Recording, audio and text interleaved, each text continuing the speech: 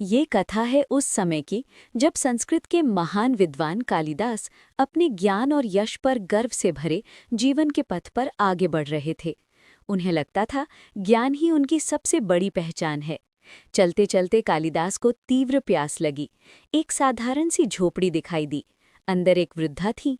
विद्वान ने कहा, माते, थोड़ा पानी पिला दीजिए, बड़ा पुण्य होगा। वृद्धा बोली, बेटा, पहले अपना परिचय दो, मैं अजनबी को पानी नहीं देती। कालिदास बोले, मैं पथिक हूँ। वृद्धा मुस्कुराई। पथिक तो केवल दो हैं, सूर्य और चंद्रमा, जो कभी रुकते नहीं। सच बताओ, तुम कौन हो?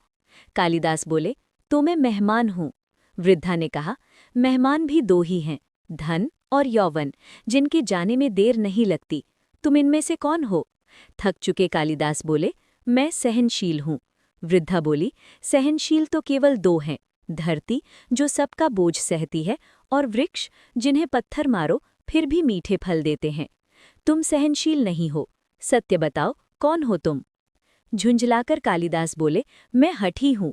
वृद्धा ने उत्तर दिया, हठी तो केवल दो हैं, नख और केश, जिन्हें जितना काटो उतना ही उगाते हैं। अपमानित होकर कालिदास बोले, तो फिर मैं मूर्ख ही हूँ।